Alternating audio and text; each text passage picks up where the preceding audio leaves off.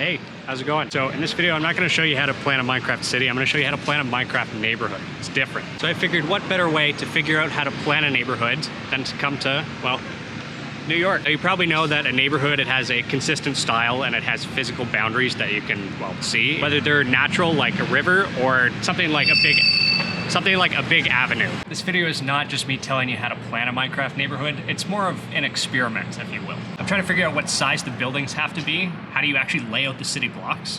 What's the ratio of ground floor commercial to residential? I don't know. What's the ratio of pizza places to coffee shops? How big are your streets and sidewalks? And something I really want to know, what's in the middle of the city blocks and how do you get there? I'm gonna try and answer as many of these questions as I can, and then when I get back to Vancouver, I'm gonna build a neighborhood just like this, applying everything I learned. So, let's go. What's up, buddy? What's going on? Now, once upon a time, you didn't need fire escapes in your buildings. But at some point, a lot of buildings burned down, so they were like, hey, you should probably have more than one staircase so people can get out of your building. So what they did is they made all the old buildings have to have fire escapes on the outside, because it was a lot cheaper than trying to put an actual staircase right down the middle of the building. So it just made sense. Now it depends on the size of your building, but you can either have them on the front or on the back. Now with that being said, the frequency of your fire escapes just depends on how many old buildings or new buildings you have. The next big question, how many trees should you have and what should the coverage look like? You can see they're definitely not evenly spaced. There's a big gap here and then you have a couple down there. So as long as you're not going crazy, they kind of go halfway out over the street. Some go a little bit further. Sometimes from street to street, there's 6 trees, and other times, there's just 1. Another thing you need to be careful of is to not make your trees touch the buildings. Now on your avenues, you can space them out a little bit more, but once you get down on your streets, you should increase the frequency. For the height of your trees, they can be 2 floors, 3 floors, 5, even 6 if you want to. It's up to you, but obviously don't go crazy with it. Now the next question, what's in the middle of city blocks? Now this place is a community garden. Lots of cool stuff around here, but for the most part, it's stuff like this over here, so let's go down there. Now this one seems to be a garden, but I want to see if I can kind of go over that way. It might be blocked by trees, but let's see. All right, it's definitely blocked, but you kind of get the idea from this right here. So this is the middle of the block. You have buildings on the left and the right. Notice how there's a fence here, and then between the property lines, it splits.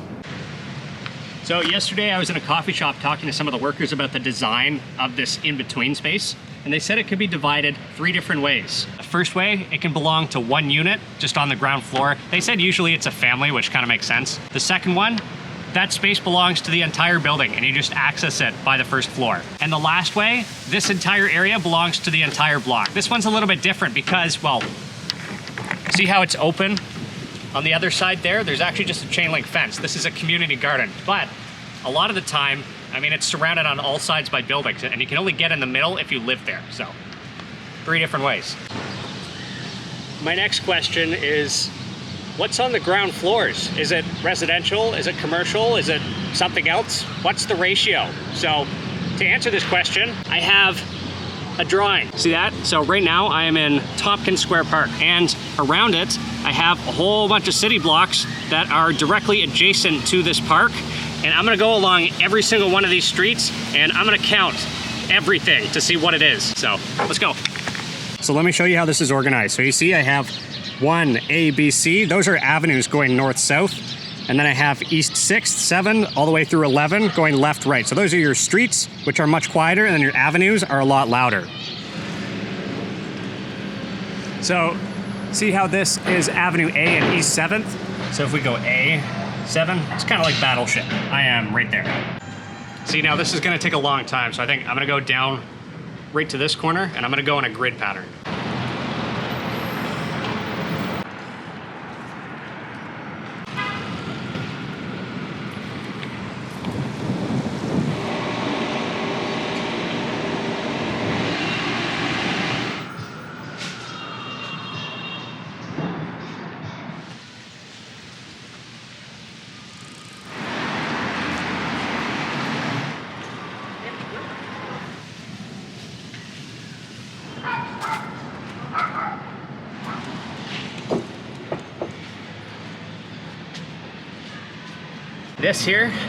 This took forever to do, and this is just the avenues. I haven't done the streets. So instead of going down every street, which is gonna take me another 3 hours. What I'm gonna do is go down one street all the way down, and then this right here is just gonna be the type of shops, and then I'll just apply a ratio. It'll be a lot easier.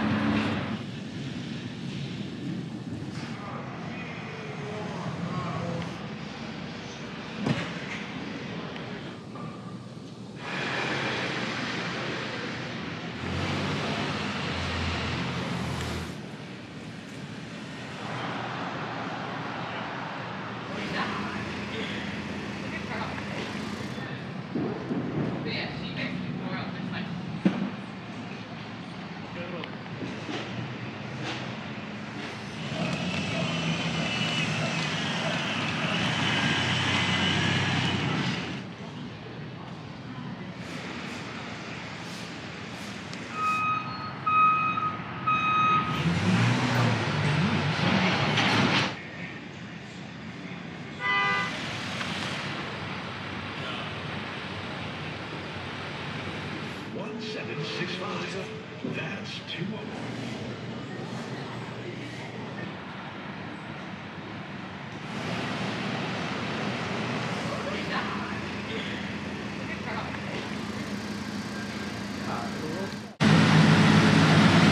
Now, obviously not all of the buildings are the same width, so when I put 1 tick, that means it's the equivalent of the width of one of these buildings, roughly. Now, you'll also notice that right here, it says 41 divided by 1.5 for the commercial, but only the commercial.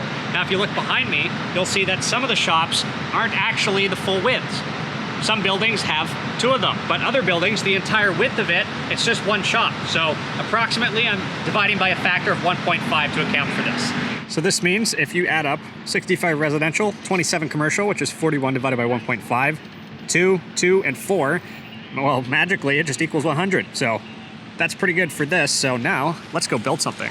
Hey, future me here. Now that we have a basic understanding of the city block layouts, type of shops, what's in the middle, let me just do a little bit of building. All right, I did a little building off camera. Nah, just kidding. I've been working on this for like 3 months. There are 12 city blocks total. 2 in the middle have been replaced for Tompkins Square Park. And I had this village in my flat world that I ended up incorporating into the park. There's plenty of buildings I recreated to an extent, but I've taken some creative liberties. Let's compare the streetscape of EastVillage to how I recreated it in Minecraft.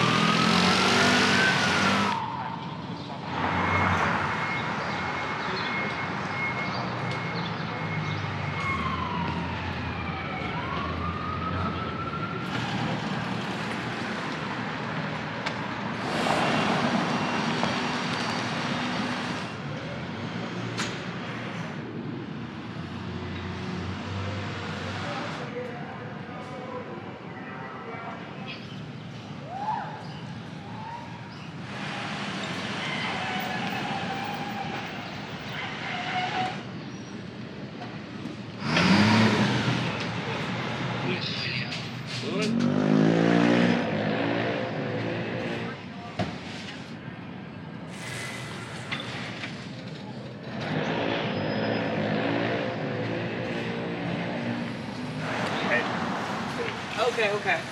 Finally, it was time for me to figure out what actually went into this park. It's a classic New York park, but I'll let me speak for myself.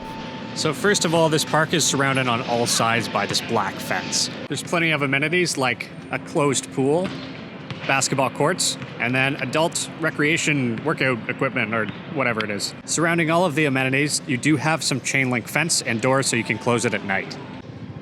There's lots of little pockets of spaces with some benches, tables, but they all seem to be enclosed by these fences internally as well. There are occasionally these brick fences, which I don't understand the purpose, but it does seem to be attached to this brick building. Maybe it's a old washroom or something, or a sanitation area, I don't know. The entrances to the park are typically connected to intersections or the corners. There's also a dog park with double fences for the entrances so your dog doesn't run off. Between these pockets of green space and trees, you do have walkways, which are either pavements or some sort of cobblestone and have lights in the middle. Now the trees aren't just on the other side of the fence, you also have some in the middle. You can have lots of playgrounds, and then of course, some statues. Now it doesn't always have to be small walkways, you can open it up and have large areas for gathering. If you're curious how I know all this stuff about buildings, cities, and everything in between, it's because I have a degree in architectural engineering, not architecture. Architectural engineering, it's different. If you're wondering if a degree in architectural engineering is for you, I'm nearly done my comprehensive course about what an architectural engineering degree will teach you, what you can do with it in your career, and I answer a bunch of questions you guys have asked me over the years. If you'd like to be notified when it gets released, join my email list in the description. Now you should understand the fundamentals of neighborhood design, at least for a New York-themed Minecraft city. If you'd like to visit this build for yourself, join Cubed on Java 1.14.4 and go to Warp EastVillage. Also, I'm not sure why my footage, it seems to be kind of shaky when I'm near that psychic shop. It's kind of weird.